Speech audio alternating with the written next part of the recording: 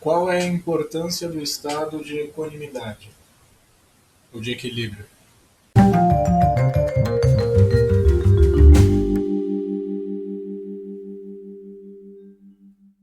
Junto com a ilusão da dualidade, surgem os sentimentos de pares opostos, principalmente de atração ou de repulsão.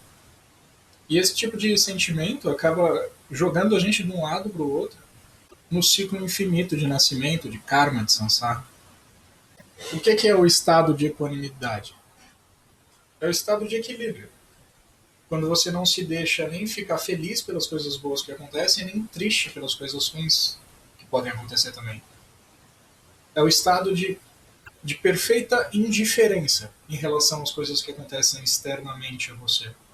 Porque se só o eu é real, se só a sua fonte é real e tudo que é transitório não importa, o sentimento, tanto de atração quanto de repulsa, também é ilusório. Você está sentindo felicidade ou tristeza, atração ou repulsa por uma coisa impermanente. E esse estado de equanimidade é um forte indicador de quão longe você está de compreender a sua verdadeira natureza, a sua verdadeira fonte. Porque quanto mais você fica sambando aí nesses dois estados, e quando eu falo atração ou repulsa, pode também incluir felicidade ou tristeza, depressão ou êxtase. Enquanto você fica oscilando entre esses dois, você está longe da sua fonte. É só o ego que enxerga felicidade ou tristeza. Não é à toa que todos os ensinamentos dizem que quando você atinge a realização do eu, você sai da roda do karma. Você sai do ciclo de samsara. Isso significa que coisas ruins não vão mais acontecer com você e nem coisas boas podem surgir na sua vida? Não. Significa só que essas coisas não te afetam mais. Que você não se importa com elas. Sabe aquela velha história de quando você é criança, não sei se você já passou por isso, mas provavelmente já conheceu alguém que passou por isso, se não foi com você pessoalmente. Mas principalmente na época da infância, em sala de aula, quando alguns alunos começam a tirar sarro de algum outro aluno. E todo mundo fala, não se importa com a brincadeira. Quanto mais você dá atenção para a brincadeira, mais isso te afeta. Quanto mais você se identifica com as ofensas, mais você está se afetando. Qual que é a melhor maneira de não ser zoado quando você é criança na escola? Não se importando com a brincadeira. Um coleguinha de classe chega e fala, você é babaca. E você, tá, e aí, o que tem? Não tem graça zoar quem não se ofende. Não tem graça tirar sarro de quem não se importa. É a mesma coisa com a questão do karma. O karma continua acontecendo. Quando eles dizem que você sai do ciclo de karma, que o nascimento não é mais necessário, que você sai do ciclo de samsara, é porque não te afeta mais. Imagina que você tivesse um nível de equilíbrio, de equanimidade, que nada te afetasse. Sua mãe morreu. Tá, e daí? Seu cachorro morreu. Acontece. Ganhei na loteria. Ah, tá. A vida continua. Eu sei que parece até um pouco sem coração, cruel, viver assim. Mas vivendo dessa maneira, você tá fora do karma. Não porque ele não acontece, mas porque ele não te afeta mais. Tem um livro que eu sempre recomendo aqui, que é o Yoga Vasista. O livro tem 700 páginas. Durante as 700 páginas, ele sempre fica afirmando a mesma coisa de maneira redundante. Você só tem que descobrir quem é o eu. Todo mundo externo é só uma projeção sua. E você tem que se encontrar no estado de equanimidade, no estado de equilíbrio, que é reconhecido como pela ausência dos pares de opostos. E por que esse estado é tão importante? Não é que ele é importante, é que ele caminha junto com a ausência do ego. Só quem enxerga coisa ruim acontecendo é o ego. No meio não dualista, sempre vai surgir as mesmas dúvidas. E é comum, aceitável, normal que surjam dúvidas. É igual, por exemplo, no meio espírita. Sempre vai surgir alguém que pergunta: pô, mas se existe reencarnação, como é que a população no planeta aumenta? E quem já foi do meio espírita sabe na ponta da língua a resposta para isso. Chega a ser até quase ridículo. Porque se a pessoa tivesse lido qualquer o livro dos espíritos ou qualquer minimamente essa dúvida em qualquer outro livro, ele já teria a resposta. Mas às vezes você precisa voltar para o básico e explicar para essa pessoa, segundo o espiritismo, por que, que a quantidade de almas pode aumentar no planeta. Enfim, mas a gente não está falando de espiritismo, a gente está falando do meio não dualista. Sempre surgem as mesmas dúvidas, principalmente de quem não é do meio ou de quem não absorveu ainda o conteúdo. Quem ainda não conseguiu compreender de maneira clara alguns ensinamentos. Quais são essas dúvidas que sempre surgem? Basicamente, a pergunta principal é: por que, que existe sofrimento? Por que, que tudo não é perfeito? E o resto são variações dessa pergunta. Por que, que morre gente? Por que, que Brahman deixa que aconteça desgraças no planeta? Por que, que tem gente que sofre? Por que, que gente boa morre e sofre enquanto gente ruim prospera e ganha rios de dinheiro? Sempre vai surgir essa dúvida.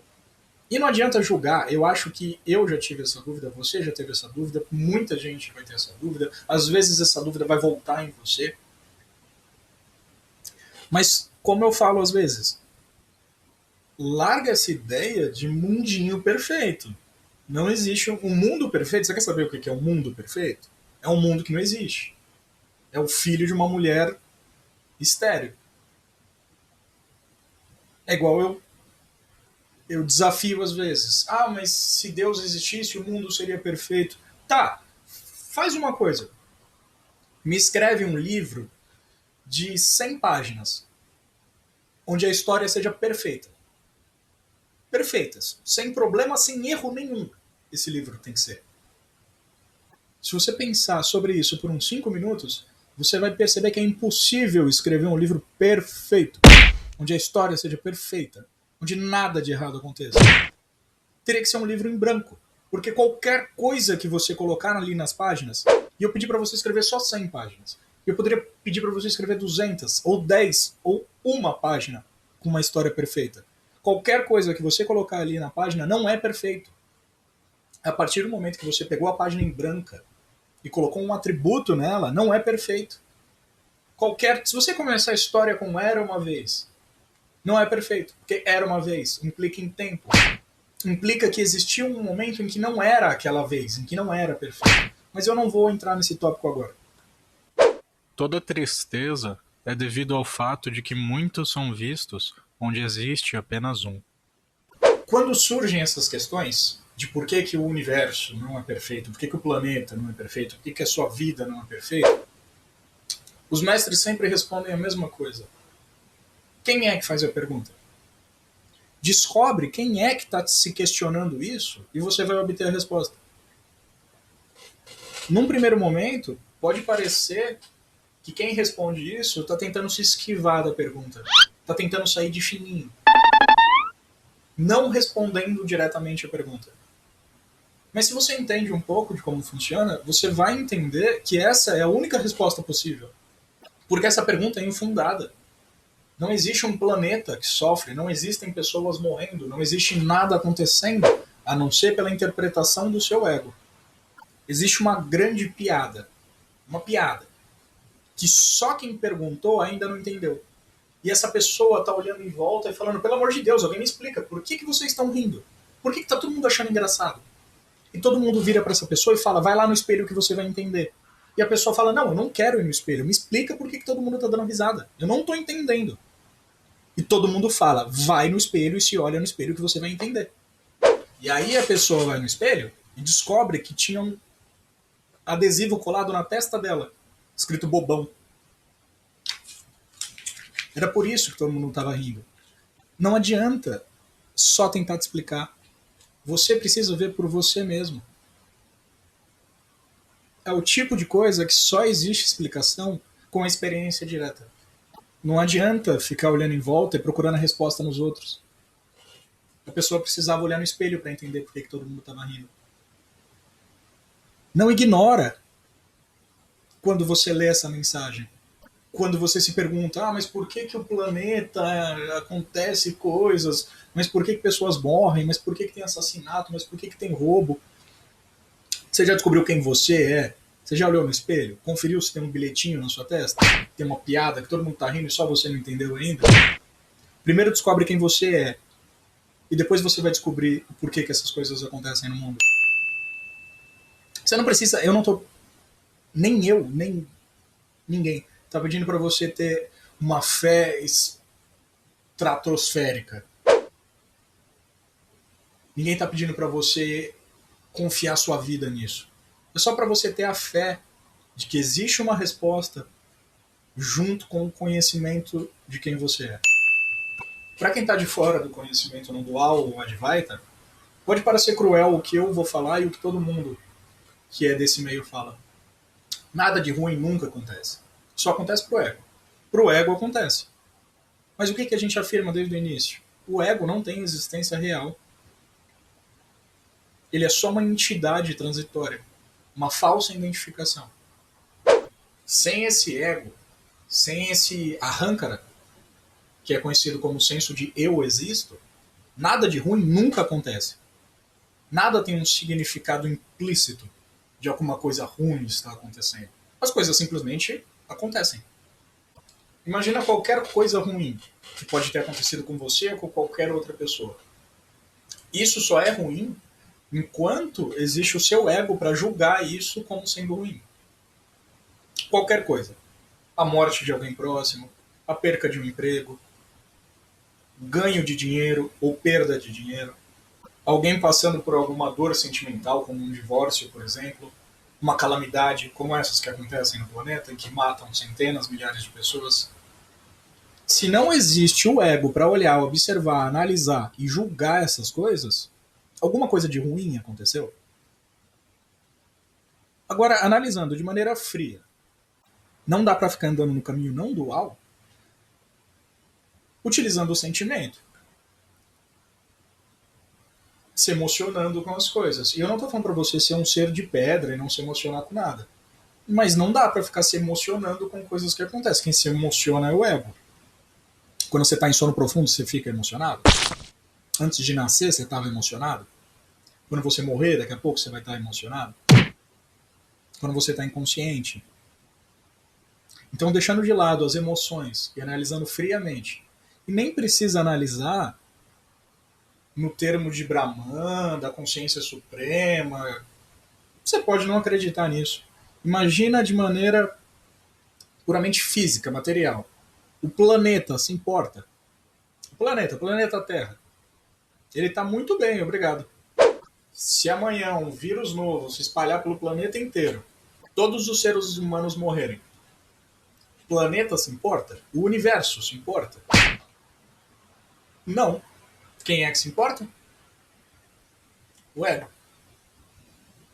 Os animais, que são ditos serem inferiores em nível de intelecto. Aí você começa a ver que o intelecto, como Maharaj vivia dizendo no Sargadata, é só um acúmulo de noções.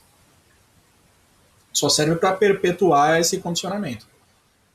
Os animais que têm um intelecto menor, eles sofrem igual o ser humano? Pensa aí, cachorro, gato, pato, marreco, abelha, joaninha, formiga, aranha. Você vê eles tristes, pensando na vida, planejando o futuro, racionalizando sobre a morte de um outro animal. Às vezes eles parecem sofrer, pela nossa interpretação. A gente tem mania também de ficar personificando os animaizinhos. Olha para eles e personifica. Olha, aquele animalzinho está sofrendo. Parece que ele está sofrendo. Da mesma forma que parece que o nosso corpo está sofrendo. É que o nosso parece de uma maneira muito mais complexa. Mas o animal em si, ele vive um dia após o outro. Ele vive num eterno presente ali. Você começa a observar que a interpretação do ruim, a interpretação de coisas ruins ou coisas boas acontece para o ser humano. Depende do ego. E é aquele negócio que eu já falei sobre o nível intelectual dos animais. Quanto mais próximo do ser humano em nível intelectual, maior é o ego, maior é o sofrimento. Então, assim, um cachorro parece sofrer próximo a um ser humano. E ele fica feliz quando ganha ração, fica triste se o dono dele morrer, ou se você der uma bronca nele. E se você for descendo, por exemplo, uma lagartixa. A lagartixa, não sei se ela fica muito triste, não. Nem muito feliz. A formiga, a planta. A gente precisa entender que essa capacidade que o ser humano tem de pensar de maneira abstrata no futuro, no passado, e interpretar situações, não necessariamente é o que torna ele mais divino. É o que torna ele mais próximo da fonte. Na verdade, todos nós estamos na mesma distância da fonte, que não é distância nenhuma. O que acontece é que o ser humano, por ter essa capacidade intelectual, consegue compreender a fonte. Mas não acha que o intelecto, que traz junto com ele o ego, é o que te deixa mais próximo da fonte. Ele serve para acumular conceito, mas uma hora esses conceitos têm que ser abandonados. Inclusive as coisas que eu fico falando aqui. Não é para tomar o que eu falo como verdade, não é para ficar reassistindo isso aqui achando que eu estou te ensinando alguma coisa. Pensa por você mesmo. Eu não sou você. Você nem pode afirmar se eu existo. Ou se eu faço as coisas porque eu quero fazer. Eu sei que é papo de maluco, mas usa a sua própria consciência. É sempre uma investigação pessoal e uma experiência direta. Se você se eleva além da alegria e da tristeza, e, portanto, as trata igualmente, e se você está livre da atração, aversão e medo, você é desapegado. Por permanecer sem esforço no não apego, viva aqui como um sábio liberto sem ser atraído por nada. Se ele está sujeito a grandes dores ou ele é nomeado governante do céu, ele permanece em um estado de espírito equilibrado. Então, não importa o que tenha acontecido. Existe felicidade, existe tristeza, existe êxtase, existe depressão. Só existe enquanto a sua mente, a movimentação do prana está funcionando, sua mente está ativa e você está observando e julgando essas coisas. Não é à toa que gente em depressão dorme o dia inteiro. Quando você está em sono profundo, nada disso existe. Não importa o quão tenha sido ruim o seu dia. Quando você dorme, você esquece de tudo. Quando você está em sono profundo. Não é à toa que muita gente se automedica ou tenta medicar utilizando álcool, drogas, medicamento, calmante. Na tentativa de quê? De dar uma parada nesse fluxo de pensamento. Porque enquanto a pessoa está inconsciente, tá tudo beleza. Só que não fica triste, mas também não fica feliz. Fica ali num completo inconsciente. E aí, na hora que o movimento da mente começa a rodar de novo e a pessoa acorda, aí vem a tristeza junto, ela já se identifica. Presta atenção quando você acorda. A primeira coisa que surge é a imagem, o reconhecimento de que você está num lugar conhecido. Logo na sequência vem o eu sou, e aí vem o fluxo de pensamento. E se você tiver com alguma coisa triste acontecendo, essa coisa vai voltar para você. Mas sempre tem essa sequência. Existe um momento muito rápido, quando você acorda, que o sentimento de eu sou, esse arrancara, não existe ainda. É muito rápido. Você acorda, se identifica, o sentimento eu sou vem.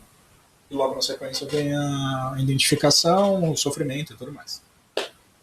Enfim, o eu supremo, a sua fonte, ela é livre de atributos. Eu já falei disso no outro vídeo em que eu falei do vazio. Portanto, esse eu, ele não tem sofrimento. E nem felicidade. Ele vive num estado de equilíbrio, equânime. É por isso, por exemplo, se você lê algum livro dos encontros do Ramana Maharshi, que sempre que faziam essas perguntas objetivas para ele a respeito do mundo, da sociedade e tudo mais, ele sempre respondia a mesma coisa. Quem é que está perguntando? Descobre quem você é e depois você se pergunta sobre essas coisas. Depois você se preocupa com o planeta. E o Nisargadatta Maharaj, que era um pouquinho mais estúpido, que ele sempre parecia um cara bravo gritando, ele falava, eu não vou ficar voltando pro beabá, eu não vou ficar te explicando por que 2 mais 2 é 4. Eu não tô no jardim de infância, né? Ele se recusava categoricamente a ficar discutindo questões morais, éticas, a respeito da sociedade. Não que essas perguntas não tenham importância, mas se você ficar entrando nesse caminhozinho dualista de ficar se preocupando com coisas a respeito da manifestação externa, você vai ficar respondendo isso para sempre. Você vai ficar correndo atrás do próprio rabo. Sendo que não é como se eles estivessem te dando uma lista infinita de coisas para fazer. É uma lista muito clara e resumida. Descobre quem você é. Para de confiar nos seus sentidos. Para de confiar no que os outros dizem. E eu não estou agora sendo, de novo, aquele maluco paranoico que não acredita em nada. Mas é muito comum você ver a pessoa falando, mas os cientistas falaram, mas as pessoas falaram, mas os estudiosos falaram. Cara, para de viver a vida dos outros. Você só tem a sua consciência, a sua experiência direta. E eu não estou falando que a Terra é plana. E mesmo se fosse também, tira a conclusão por você mesmo. Para de ficar trazendo esse assunto de mas os cientistas falaram que o universo, que o Big Bang... Que universo? Que Big Bang? Eu vou te falar. Esse universo surgiu agora. Ele não surgiu há bilhões de anos atrás. Ele surgiu agora. E cada um tem a sua experiência direta. Você está olhando para uma tela de computador. Eu estou olhando para um microfone, para uma câmera e para uma parede. Dependendo da pessoa que estiver aqui, cada uma vai enxergar uma coisa diferente. Vai ter gente que vai enxergar um microfone, uma câmera e uma parede. Eu enxergo o infinito. Eu enxergo um eterno presente. Para mim, o tempo não passa. Eu estou preso aqui para sempre. Essa é a minha interpretação pessoal. Essa é a minha consciência. E eu não dependo de outras pessoas para me afirmarem isso. Para onde eu olho, eu não enxergo o fim. Para onde eu olho, eu vejo vida. E para onde eu olho, eu vejo coisas transitórias. E eu não consigo afirmar que nada disso aqui é real. Além da existência da minha consciência. E até mesmo essa consciência é confusa. O que são esses pensamentos? De onde surgiu a identificação? Quando foi que eu comecei a pensar que eu era? Enfim, voltando ao tópico, senão eu me empolgo. E agora também, para quem está no meio aí não dual, para quem gosta, é simpatizante do assunto, você precisa entender que não existe meia senda. Na verdade existe, mas o estado que você tem que mirar não é composto de meia senda, de meio caminho, de meia Advaita. Ou é ou não é. Ou você é tudo ou você não é. Porque se você fica nessa de eu sou não dualista, eu gosto do ensinamento não dualista só enquanto me apraz, só enquanto é legal para mim, vai deixar mais paradoxal do que já é. Porque eu já falei, o ensinamento não dualista, ele já ultrapassa o limite do bom senso, né? Ele já é paradoxalmente contraditório. E se você fica caminhando entre os dois caminhos, o dualista e o não dualista, só vai aumentar a confusão. Então, assim, é bonitinho você falar, eu gosto do caminho não dualista, do Advaita Vedanta, eu sou um com tudo, eu sou Brahman, e logo na sequência você tá triste porque um parente morreu. Então, assim, você se decide. Ou você aceitou que tudo é as personificações do ego são transitórias e nada nunca acontece, ou você fica triste quando pessoas morrem. Ou você aceita que você é tudo que acontece o tempo inteiro e não existe livre-arbítrio, e você é só um instrumento do todo se manifestando. Ou você fica bravo com alguém que te fechou no trânsito. Ou você fica puto com um colega de trabalho. E eu não estou falando que é errado fazer isso. Novamente a gente volta nesse negócio que eu já falei do paradoxal. Ensinamento não dual é extremamente bizarro e paradoxal. Por quê? Porque não tem como entender de maneira intelectual. Eu fico aqui falando porque eu acho legal falar, porque eu gosto de falar, é uma coisa que me traz prazer. E não tem por que você não fazer alguma coisa. Porque o verdadeiro caminho não dual, o verdadeiro ensinamento não dual, não seria nada. Eu ia ligar a câmera, não ia ter microfone, não ia ter nada, eu ia ficar olhando pra sua cara. Isso é um ensinamento não dual. Porque não tem nada para ensinar para ninguém. Tem enquanto você não chegou lá ainda. Quando você chega na resposta de quem você realmente é, do que é a manifestação externa, você vai ver que não tem nada que você poderia ter feito de diferente. Você é o que você estava buscando o tempo inteiro. A realização se encaixa de uma maneira em que tudo está do jeito que deveria estar, não faz diferença nenhuma se você estudou ou não estudou. Não, assim, nenhum movimento pós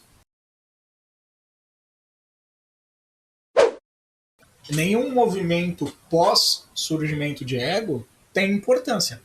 Então, assim, a gente só está correndo atrás do próprio rabo. Mas por algum motivo, novamente, paradoxal, você precisa correr atrás do próprio rabo, você precisa ficar transitando entre intelecto e ensinamento para um dia ter o estalo, quando tudo se encaixa e você entende, ah, tá, era isso, o tempo inteiro era isso. E é a coisa mais óbvia do mundo. Aquele que é livre do senso de ego e do senso de posse, e o que é equânime no prazer e na dor, não é vinculado. Ele faça o que é aprovado ou o que é proibido. Você gosta do caminho não dual, você se identifica com ele, e você fica transitando entre esses sentimentos. Tudo bem, pode transitar, não tem problema nenhum. Até o fato de você transitar entre eles faz parte do que deveria ter que acontecer. Do que deveria ter acontecido. E aí você me pergunta, por quê? Você só vai descobrir o dia que você descobrir quem você é. Então, assim, nada está fora do lugar. Tudo está encaixado do jeito que deveria ser. A única coisa que acontece é, você precisa ser honesto com você mesmo. Então isso é uma coisa que acontece com a sua própria consciência. Você precisa identificar quando essas oscilações ficam acontecendo. Por exemplo, ganha uma promoção no emprego, você fica feliz pra caramba. Fui demitido, entra em depressão. Arrumei uma namorada, arrumei um namorado, tô felizaça pra caramba, tô felizaço pra caramba. Ele me traiu, quero me matar. Comprei um carro novo, nossa, tô em êxtase, quero mostrar pra todo mundo, olha o que eu consegui, conquistei. Cachorro morreu, nossa, eu quero me matar, eu quero morrer. Observa, isso é uma coisa pessoal sua. Se esse sentimento realmente está acontecendo e se você está se identificando com ele. E sempre que possível, observa a irrealidade disso. A irrealidade da entidade que está se identificando com isso. Quem é que está tendo esses pensamentos? Quem é que está se identificando com isso? E o mais complicado é que você pode encontrar pessoas realizadas que por fora parecem expressar esses sentimentos. Por fora, parecem que elas estão putas da vida. Parece que elas estão muito felizes. Mas por dentro não tem movimento. E aí você me pergunta, mas por quê? De novo, paradoxalmente, tudo acontece do jeito que deveria ser. Então, a pessoa atingiu algum tipo de realização pela graça, como falam, né? Que não é você que faz nada, as coisas simplesmente acontecem. Então, pela graça de Brahman, desse Uno, dessa consciência suprema, a pessoa atingiu a realização. Mas ela precisa continuar expressando a manifestação física dela. E a manifestação física dela já tem as características latentes dos vasanas da última vida. Então, essa pessoa, você pode conhecer uma pessoa realizada que come carne, bebe cerveja, arrota no meio da rua, fuma cigarro, grita, fala alto. É muito mais provável que a pessoa, como eu já disse, de fala mansa, que anda em câmera lenta e tem um ar de superioridade, que emana luz, seja só um ego inflado. Ou pode ser que essa pessoa também seja realizada. E faz parte do encaixe desse Uno essa pessoa se manifestar desse jeito. Então, dificilmente você consegue dizer quem atingiu o estado de realização e quem ainda não atingiu. É uma coisa que você só descobre e só pode avaliar a sua própria consciência e a sua própria realização. Às vezes alguém que mora com você está no estado de realização. E você não sabe, nunca vai saber. Já parou para pensar o quão maluco é isso? Você pode ser a última pessoa do planeta que não entendeu ainda a realização. E os outros 9 bilhões de pessoas que existem no planeta já estão todas realizadas. Só você que está travando o negócio aí. É tudo Bodhisattva. Só você tá. E só você. Eles só estão esperando você para poder fechar esse universo aqui e criar outro. Você nunca vai saber. Eu sou o que está além do corpo, da mente e dos sentidos.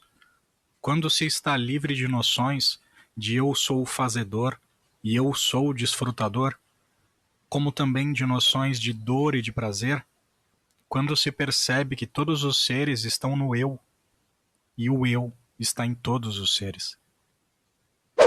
E como a gente atinge esse estado de equanimidade? Através da meditação constante, da observação dos pensamentos. Como diria o nosso chapa Jesus, orai e vigiai. Orai, vai lá, senta, medita e vigia. Presta atenção no que está acontecendo. Vai surgir essas oscilações. Vão surgir sentimentos de repulsa, de atração, de felicidade, de tristeza. Mas com o tempo, cada vez mais rápido você vai voltando para a fonte. Então, você está andando na rua, alguém esbarrou em você, você fica pé da vida ali na hora, mas logo na sequência você vira quem é que ficou bravo? Por que eu fiquei bravo? É só a interpretação do ego que transforma alguma coisa numa coisa ruim. Se os corpos existissem sem ego para interpretar, as coisas simplesmente acontecem. Como diria Alan Watts, você já viu uma nuvem fazendo alguma coisa errada? Você já viu uma árvore crescendo de maneira errada? Você já viu um rio errado? Você já viu formigas fazendo formigueiro de maneira errada ou vivendo de maneira errada? Se você tirar a interpretação das relações humanas, mesmo que você olhe duas pessoas discutindo, duas pessoas brigando, sem a interpretação do ego, sem a interpretação da sua personalidade, é só uma massa de células e elementos físicos fazendo barulho. Duas pessoas discutindo. São só duas massas fazendo barulho. Quando você interpreta aquilo, você enxerga duas pessoas discutindo. E provavelmente você vai ter o partido por uma delas. Ah, eu concordo com essa, não concordo com aquela. Quando você vê alguém matando outra pessoa, você interpreta o assassinato. E olha que bizarro, vai ter casos em que a pessoa vai achar que é justo. Ah, mas ele matou um bandido. E vai ter casos em que é injusto. Ah, mas o bandido matou uma pessoa inocente. Mas quem define o que é inocente, o que é bandido, o que é certo, o que é errado? É sempre o ego. Se não existisse o ego para analisar, se os corpos vivessem de maneira autônoma, sem esse sentimento aí de observador, seria só uma massa de células que colocou uma faca em outra massa de células e aquilo virou adubo e deu origem a uma árvore e por aí vai, né? Então sempre que surgir um sentimento em você de felicidade, de tristeza, de repulsa, de felicidade, sempre se pergunta, para quem isso está surgindo? O quão tem de interpretação minha nisso que eu estou sentindo? É por isso que existe até uma brincadeira, eu não lembro onde eu vi isso, mas em qualquer discussão, dificilmente você vai chegar num consenso, porque são duas pessoas que têm certeza que estão certas discutindo. São dois egos discutindo. São duas interpretações pessoais. E esse ego, esse indivíduo separado, é totalmente inexistente. Ele não tem existência própria. Ele é só um reflexo do absoluto, refletido nos cinco elementos e nos três gunas. Eu já falei disso no outro vídeo. A junção dos três gunas com os cinco elementos formam pessoas totalmente diferentes, com atitudes totalmente diferentes e circunstâncias totalmente diferentes. E aí as coisas acontecem, você interpreta algumas coisas como sendo boas ou ruins, você se identifica com o corpo e sofre junto com ele, ou fica feliz junto com ele. Todo o problema vem da identificação com o corpo, da identificação com o ego. No estado de equanimidade, você percebe, que eu já falei, esse fluxo vital que existe aí, esse eterno presente que está mudando toda hora, e só observa. E aí você foge do karma, você sai dele. Por quê? E daí? As coisas acontecem. Você fica tão feliz com ganhar na loteria quanto você fica triste com se alguém morresse. O sentimento de equanimidade, para alguns pode parecer cruel, sem coração, mas no fundo é o que te torna invencível.